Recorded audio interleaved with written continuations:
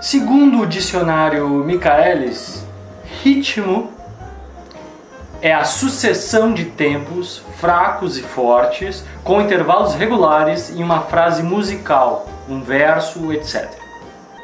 Se a gente pensar de modo geral, o ritmo está presente em todos os aspectos da nossa vida. A gente pode pensar que a gente vive de acordo com o ritmo do nosso coração.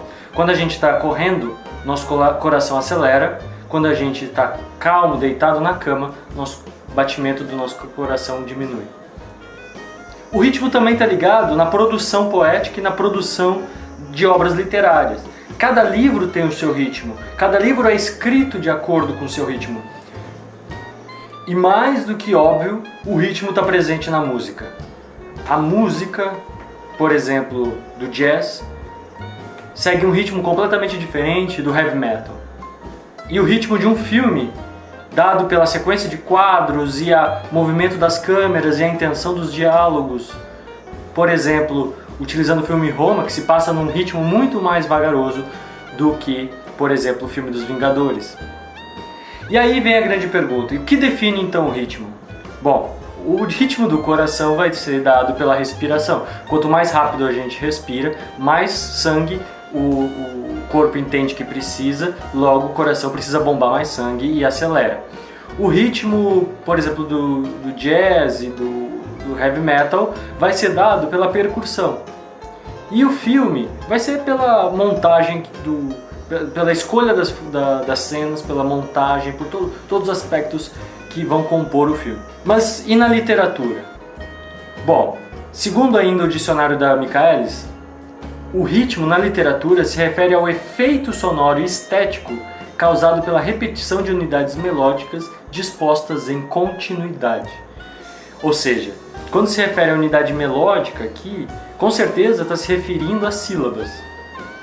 Então cada sílaba é uma unidade melódica, assim como na música cada nota é uma unidade melódica. As sílabas tônicas demarcam os tempos fortes e as demais sílabas demarcam os tempos fracos, podendo ela ser aberta, fechada, depende do tipo da vogal e da consoante. Uma coisa que faltou pontuar nessa citação é que o silêncio também faz parte do ritmo. Como diria o músico Claude Debussy, música é o espaço entre as notas, ou seja, a pausa também compõe o ritmo.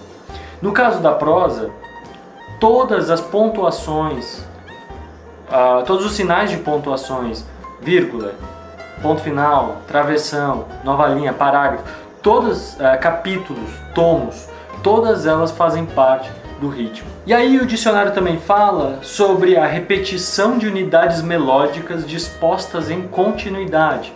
Essa ideia da continuidade tem a ver com um aspecto da linguagem chamado linearidade, que a gente já falou em outro vídeo, que eu vou deixar o card aqui e o link aqui embaixo.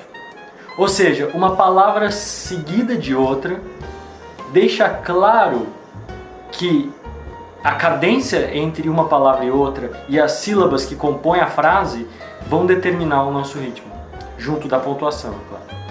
Mas na poesia, além de todas as possibilidades com posições, o espaço também é lugar de silêncio.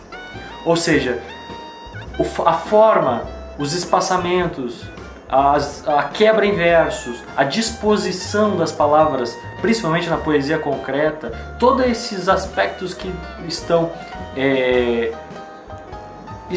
geograficamente dispostos na página fazem com que também sejam fatores determinantes para a definição do ritmo.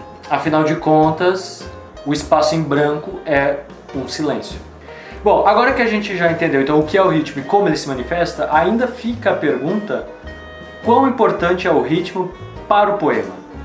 Para chegar nessa resposta, primeiro a gente vai ter que retornar à linguagem. A linguagem é a matéria-prima do poeta, a gente sempre vai retornar a ela. Então, para os linguistas, uma coisa é clara: o léxico, que é o conjunto das palavras existentes, e a gramática, que é as regras do uso, vão estar sempre em constante mudança. Então, formas de se expressar, frases que antigamente praticamente não existiam, não eram usadas, hoje pode ser que sejam usadas, hoje pode ser que sejam extremamente comuns, ao passo que as frases antigas soam extremamente estranhas pra gente. Um exemplo claro disso são as poesias parnasianas, que usam um léxico, né, um conjunto de palavras que hoje em dia quase ninguém mais usa.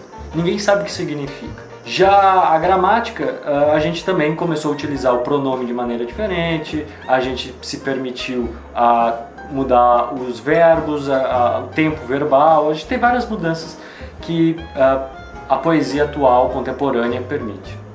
Então, novas palavras surgem, novas estruturas passam a ser usadas e assim também palavras antigas e gramáticas antigas caem em desuso. Só que quando a gente vai escrever poesia, a gente não fica pensando, tá, essa palavra está em uso, essa palavra caiu em desuso, essa palavra é boa, essa palavra é ruim. A gente simplesmente deixa a coisa fluir.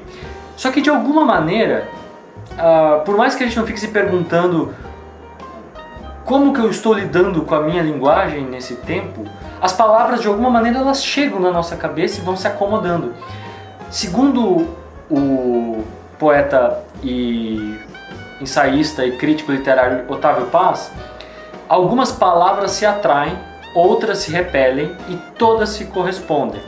E mais tarde, um pouquinho adiante no ensaio, ele diz assim: essas reuniões e separações não são filhas do puro acaso. Uma ordem rege as afinidades e as repulsões.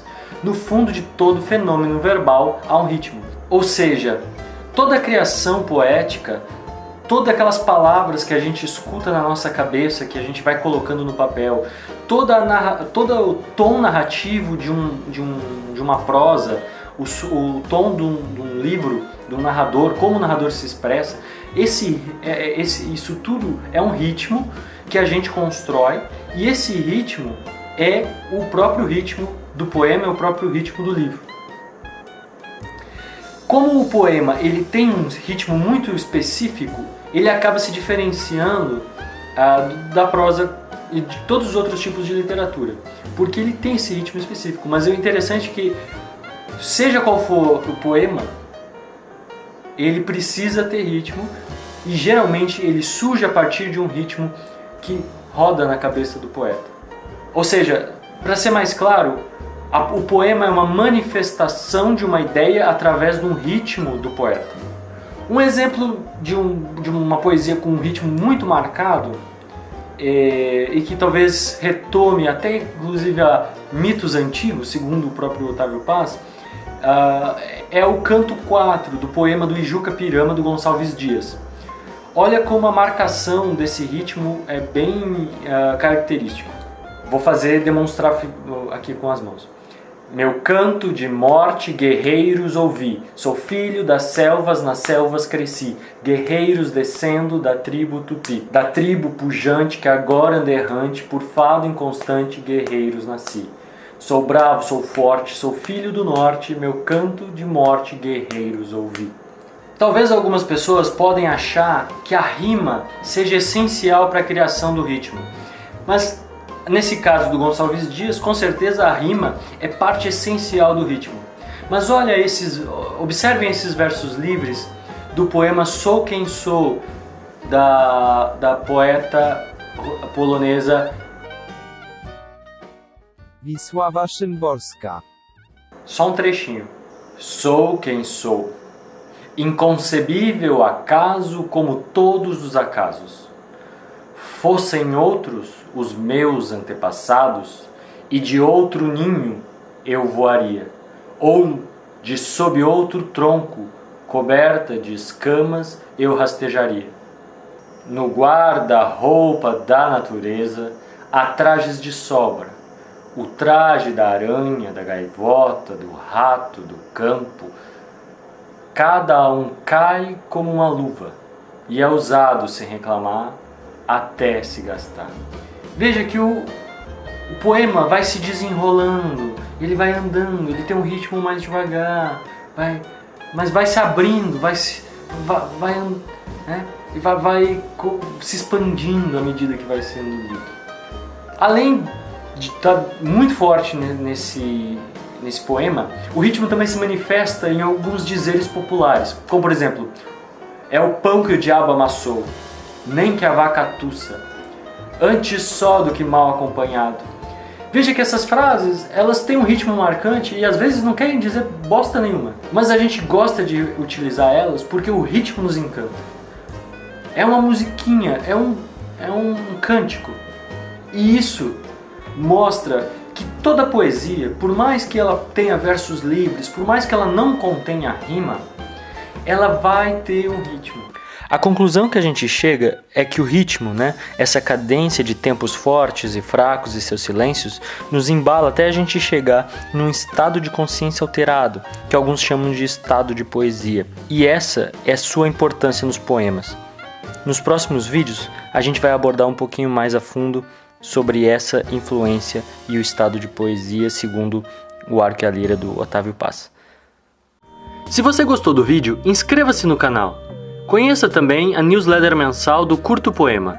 Todo mês, vídeos, entrevistas, matérias interessantes, recomendações de obras e autores e muitos outros conteúdos produzidos ou selecionados por mim. Veja as edições anteriores e inscreva-se através dos links presentes na descrição desse vídeo. Um abraço e até a próxima!